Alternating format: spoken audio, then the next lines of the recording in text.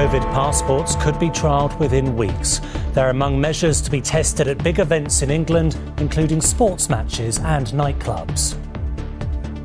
This can be a tool to enable businesses to open sooner because it could potentially mean that we can get rid of social distancing sooner. Foreign holidays could soon have the green light too, but only to certain places. The government will outline its traffic light system for international travel. Also on the programme, police and politicians in Northern Ireland appeal for calm after nights of violent disorder. And Cambridge do the double in the first boat race on home water for 75 years.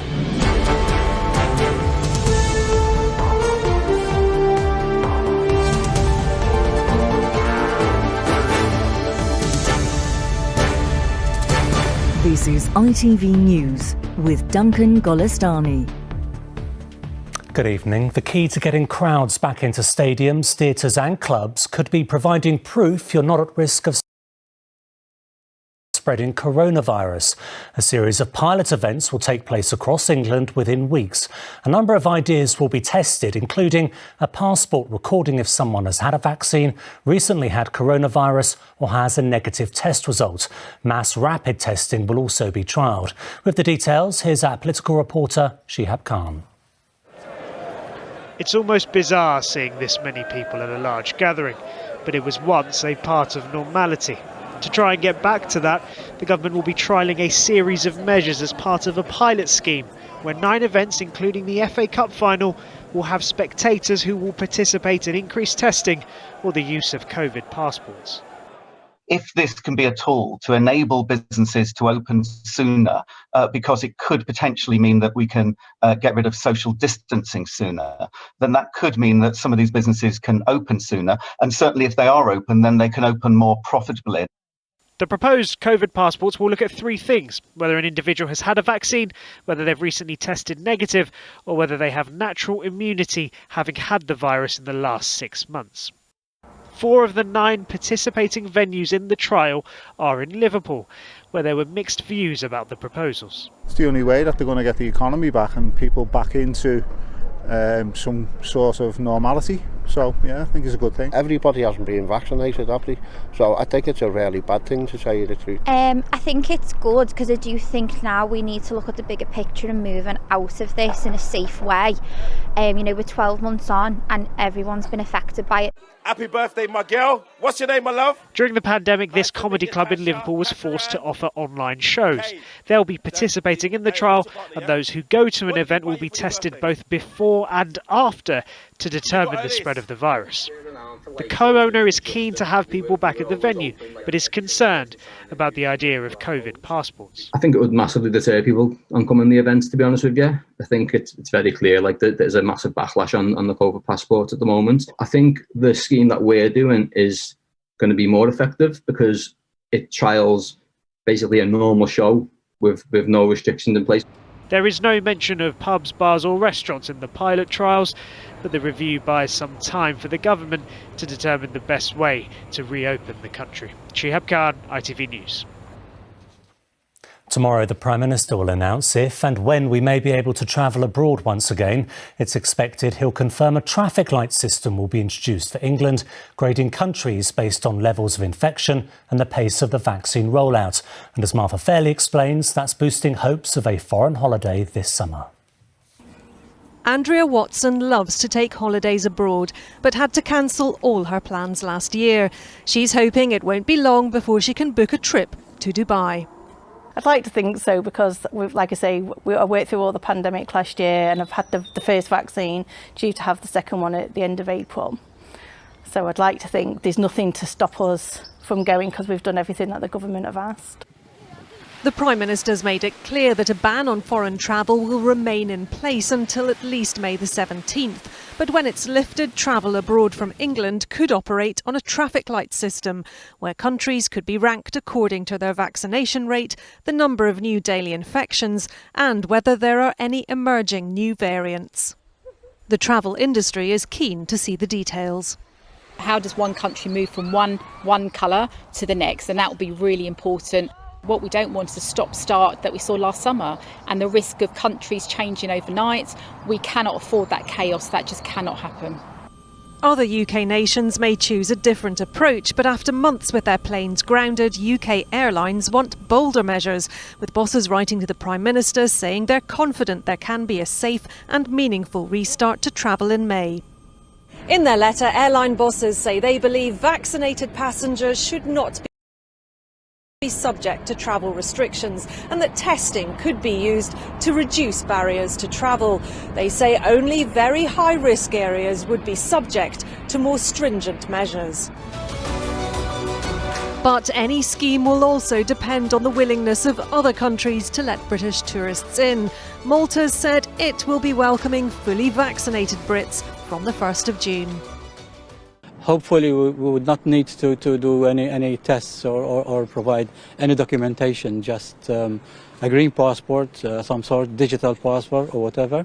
But I can assure you, whatever the plan is, it will be safe, not just for us, but also for people coming to Malta to spend their holiday there.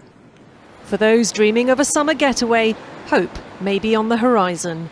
Martha Fairley, ITV News. And Shiab is back with us now. We're expecting several announcements tomorrow, but not all MPs are likely to be happy with them, are they?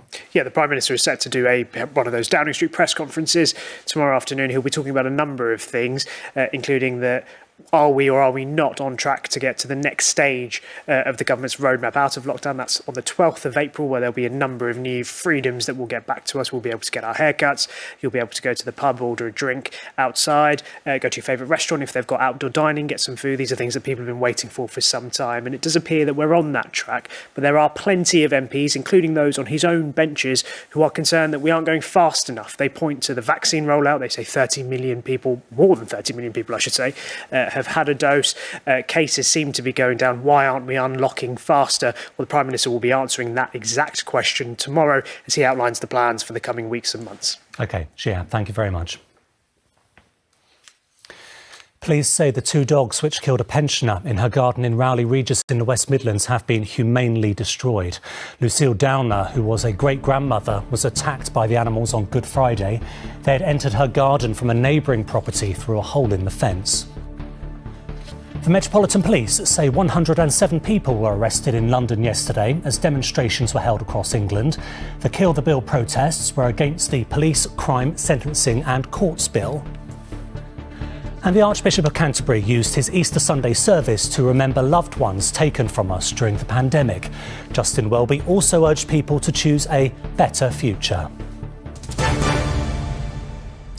There are fresh appeals for calm in Northern Ireland after another night of violence. Last night, on the outskirts of Belfast, police were targeted with petrol bombs and cars were hijacked in what they described as an orchestrated attack. From Belfast, Deborah McAleese reports.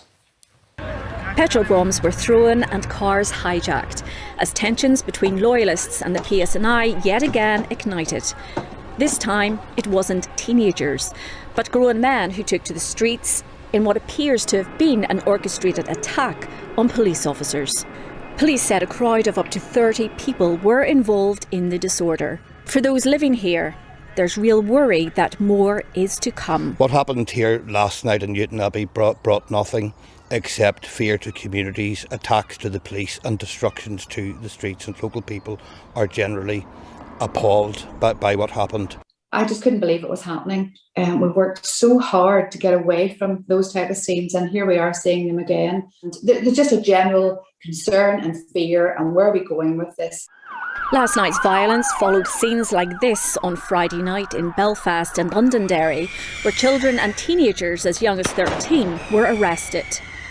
There have been tensions within the loyalist community here for many months over post-Brexit trading arrangements. And these tensions ramped up during the week following a decision by prosecutors not to charge 24 Sinn Féin politicians over their attendance at a large-scale Republican funeral during COVID-19 restrictions.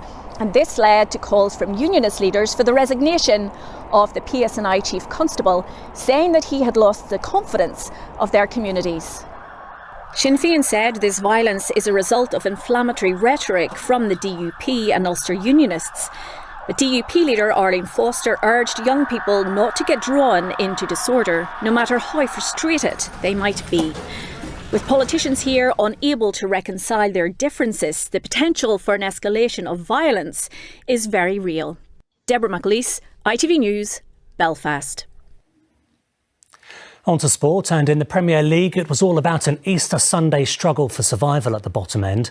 Newcastle United improved their chances of avoiding relegation, coming from behind to draw 2-2 and take a precious point against Spurs at St James's Park. Joe Willock scored the equaliser. Not such a good day for Fulham, who remain stuck in the bottom three. Despite taking the lead at Aston Villa, they conceded 3 late goals to lose 3-1. Trezeguet scored twice for Villa. And in tonight's game, Manchester United moved a step closer to finishing in second place thanks to victory against Brighton. United came from behind to win 2-1 at Old Trafford with a winning goal from Mason Greenwood.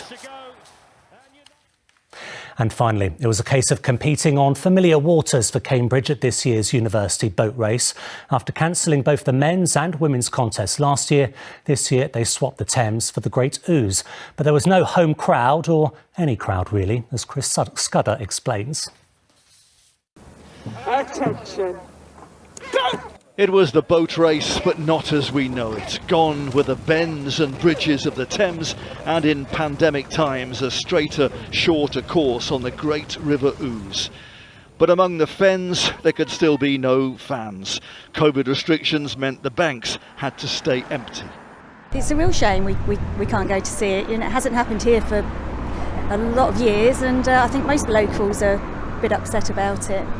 Not since 1944 and wartime had they had to race here, which meant a rare home advantage for the light blues of Cambridge.